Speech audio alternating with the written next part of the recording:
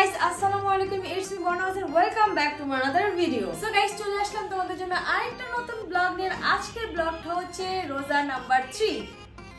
তো আজকে আমি কি করছি না করছি সেটাই থাকছে এই ব্লগে। আজকেও যদি আমি রেসিপি না দেই তাহলে কি হয়? অবশ্যই না। কথা না বলে চলো আজকে ব্লগটা স্টার্ট করি, না হলে দেখা গেছে কি ইফতারির অনেক লেট হয়ে যাবে। অলরেডি আমি লেট হয়ে গেছি, তো চলো তাড়াতাড়ি। আজকে আমি ইফতারিতে তৈরি করছি সরিষার তেলের তেহারি। আমরা সবসময় সয়াবিন তেলের তেহারি খেয়ে থাকি, আমার থেকে তো সয়াবিন তেলেরটাও ভালো লাগে, বাট আমি যখন সরিষার তেলের তেহারিটা রাঁধছি তখন সেটাও খেয়ে আমার খুবই ভালো লাগছে। তাই ভাবছি যে আজকে যে সরিষার তেলের তেহারিটা রান্না করবো সেটা তোমাদের সাথে শেয়ার করবো। তার সাথে অলরেডি আলু আর ডিম আমি সবজি দিয়ে দিছি, কারণ ওরা ডিম চপ খাবে। তো রাব্বিকে এখন বলবো যে কিছু টুকটাক সালাদ কাটতে, যেহেতু তেহারি খাবো, আর শরবতটা বানাতে বলবো। তো চলো। তো গাইস, এখানে রাব্বি আমাদের জন্য শরবত বানাচ্ছে। আমারটাতে কিন্তু রুয়াবজা দিও না আবার। না না, আমি রুয়াবজা খাই না। না না না, সবচেয়ে ভালো টেস্ট পাবে তুমি আর তাসা খাও, কিন্তু আমাকে দিও না প্লিজ। এইভাবে নিও না, এইভাবে না, ডাইরেক্ট দিয়ে দাও, ডাইরেক্ট দিয়ে দাও। এটা দেখতেই কেমন আমার সিরাপের মতন লাগে, কাশের সিরাপ। কাশের সিরাপ, ঠান্ডার সিরাপ, যাই হোক যেটাই হোক, কিন্তু কত সুন্দর লাগে, কত সুন্দর। পানিটা মানে একটু বেশি দিয়ে দিছো, ঠান্ডা পানিটা কতটুকু দিবা? আমি চুলায় পাত্রটা বসিয়ে দিয়েছি। তো এখন পেঁয়াজটা বেরেস্তা করব। আমি এখানে 2 কাপের মতন পেঁয়াজ নিয়ে নিয়েছি। এখন বেরেস্তা করে নিব অনেক পরিমাণের।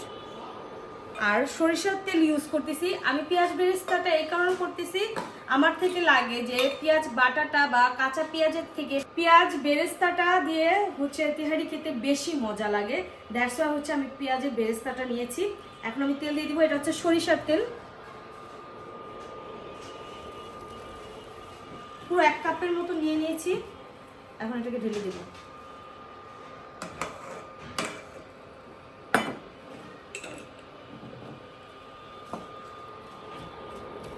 সেখানে রাব্বিকে আরেকটা কাজে বসিয়ে দিয়েছি। কি রাব্বি? শসা কাটা। এত কাজ করায় বুঝি না। হ্যাঁ, এত কাজ করা আম্মু। এত কাজ করাই? তুমি শসাটা সবসময় কাটো না? শসা মোটা বলি সবসময় কাটি, মোটা সবসময়ই কাটে। আমাদের ঘরে যখনই সালাদ কাটার সময় হয় তখনই রাব্বি কাটে। কিন্তু এই সালাতে আমি খাই। হ্যাঁ, আমাদের ঘরে সালাদটা রাব্বি আর আমি বেশি পছন্দ করি। এখন রাব্বি এই কাজটা করতেছে। Thank you Rabbi. You welcome. আমার পেঁয়াজ বেরেস্তাটা হয়ে গিয়েছে, দেখতে পাচ্ছ একদম লাল লাল হয়ে গিয়েছে। তো এখন এটা আমি পাত্র থেকে উঠাবো না, এটাতে আমি এখন মাংস ঢেলে দিব, কিন্তু চুলা অফ করে দিছি আমি, ঠিক আছে? এখন দিয়ে দিব স্বাদ মতো লবণ।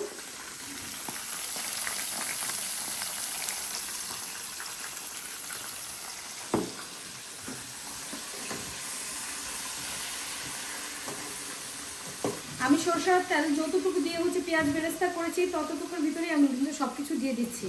এখন আমি দেবো রেডিমেড যে বিরিয়ানি মশলাটা আছে না সেটা, কারণ আমি এবার বিরিয়ানি মশলাটা বানাই নিই। এটা বানানো লাগে? দিয়ে দিচ্ছি মশলাটা। আর এই মশলার ভিতরে কিন্তু সবকিছুই আছে, এটা আমরা সবাই জানি, কারণ এটা দিয়ে ম্যাক্সিমাম মানুষই রান্না করে, না জানার মতো কিছুই না। এখন দিয়ে দেবো টক দই। টক দই দিয়ে তুমি আমাকে মাঠা বানায় খাওয়াইতে পারতা। হ্যাঁ, এটা পারতাম, বানাই দিব না পরে। এটা কি ছিল? এইটু কি? এখানে তো অনেক টক দই, 1 কেজি টক দই। সব ডালবা না? না,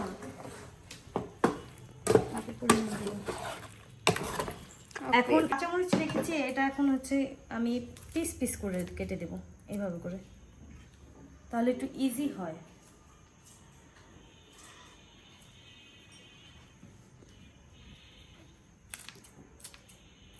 আদা রসুন বাটা আছে, আদা বাটা আছে 1 চামচ, আর রসুন বাটা আছে 1 চামচ। তো আমি পুরোটাই দিয়ে দিচ্ছি। এখন এটাকে ভালো করে মিক্স করব।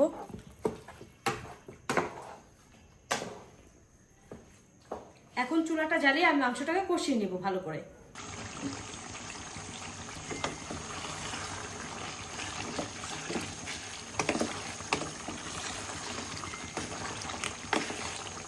আমার মাংসটা একদম কষানো হয়ে গিয়েছে, এই যে দেখতেই পাচ্ছ। 1 কেজি পরিমাণ মতন পোলার চাল নিয়ে ধুয়ে আমি কিছুক্ষণ রেখে দিয়েছিলাম যেন পোলাওটা ঝরঝরা হয়। এজন্য এখন সবটা দিয়ে দিচ্ছি।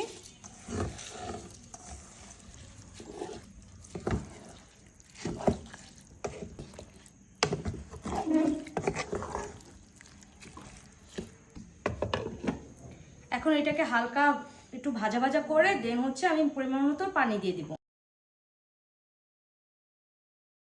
রসুনটা হচ্ছে চেঞ্জ করে নিয়েছি, ওটা দিয়ে ভালো করে নাড়তে পারতেছিলাম না, পাতিটা লেগে যাচ্ছিল। তো এখন হচ্ছে আমি পরিমাণ মতন পানি দিয়ে দিব। এই পানির পরিমাণটা কিন্তু সাবধানে দিতে হবে।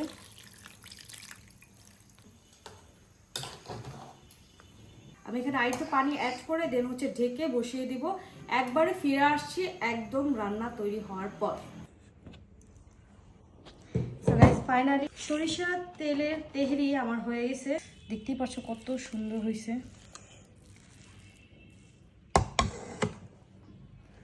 এখন এটাকে ঢেকে আমরা হচ্ছে টেবিলে চলে যাই, কারণ আর কিছুক্ষণ বাকি আজান দেওয়ার।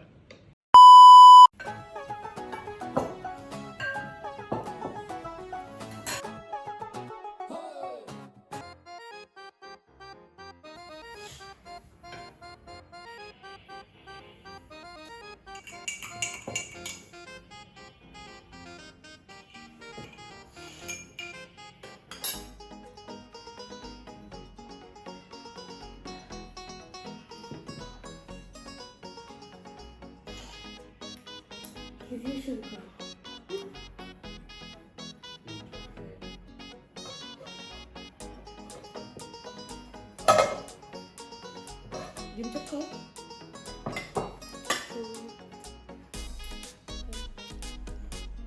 তো বাবা কেন বড় মনে হচ্ছে দিলা খুব সুন্দর টুকা দাও। কেমন হচ্ছে ডিমটা?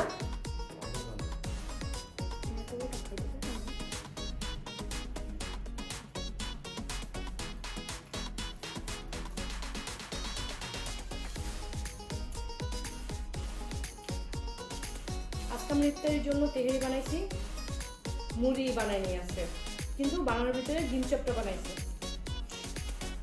ডিম চপটা তার সারা বিনোদন খায়।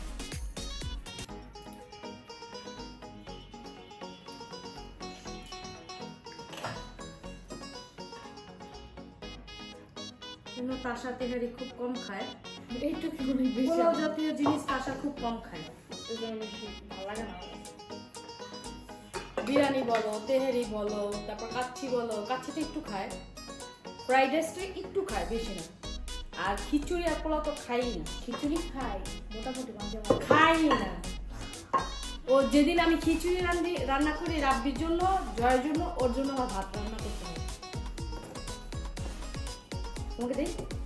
আব্বুও তো ভাত খায়, আব্বুকে খায়, তোমার আব্বু ওগুলোও খায়, তোমার মতো না। ভাত রান্ধো নাই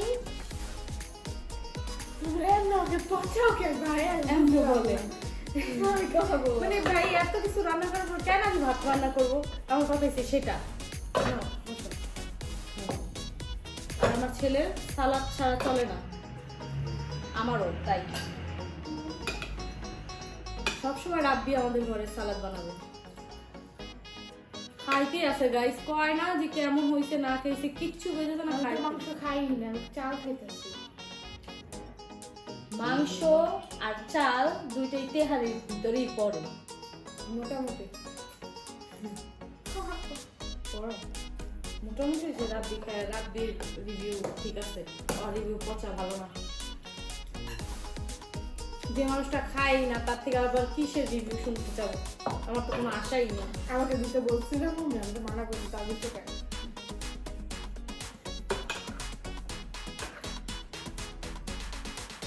আমি আর দুবেলা খাবো, অনেক গরম।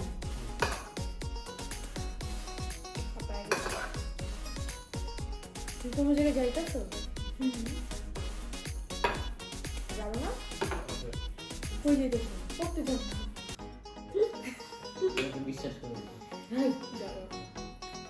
আমি যত পর্যন্ত না বলি ও তত পর্যন্ত পড়তে বসে না, ওর উপরে এই জন্য বিশ্বাস নেই। কি? ইয়েস। কি? বাসায় যদি কোনো মানুষ থাকে বলতে পারবে তার সাথে পড়ালেখা করে। এক একমাত্র রাব্বি আমাকে আমি না বলার আগ পর্যন্ত ও পড়তে বসে পড়ে, ওর পড়া শেষও হয়ে যায়। আমি যতক্ষণে বলি ওর পড়া শেষ। কেমন হয়েছে রাব্বি? অনেক মজা, আমার সালাতে থেকে অনেক মজা হয়েছে। সালাদের জন্য এটা কোনো কথা?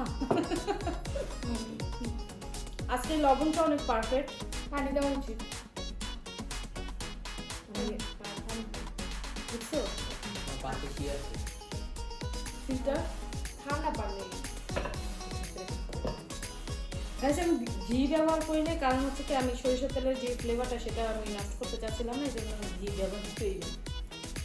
শুধু আমাকে একটু আজকে হেল্প করতো, কারণ রাব্বি অনেক হেল্প করে আমাকে। আমি কেন করবো বলো? আমি ঘরের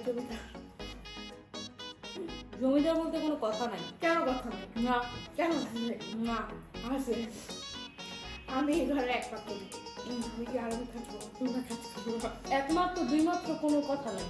আছে না, এই জন্য হচ্ছে বেশি আলো করো। ঘরে কাম করবে অবশ্য, ভাত বসাবি এখন। দেখে তো অনেক লেট হবে, খেয়ে দেন হচ্ছে এগুলো বুঝাইতেও হবে। ঘরের কাজ আর কাজ অনেক কাজ। পাশে একটু করে দিন, আমি আমার রুম বাদে রুম কোথায় চলি। সো গাইস আই হোপ আজকের ব্লগটা তোমাদের ভালো লেগেছে। ভালো লাগলে প্লিজ একটা লাইক দিতে ভুলো না। এতটুকু বেশি বলে ফেলছো। দেখা হচ্ছে নতুন ব্লগে, দেখা হচ্ছে নতুন অন্য কোনো এক ব্লগে। তখন বুঝে সবাই ভালো থেকো, সুস্থ থেকো, হাসি খুশি থেকো। টাটা, টেক কেয়ার, আল্লাহ হাফেজ।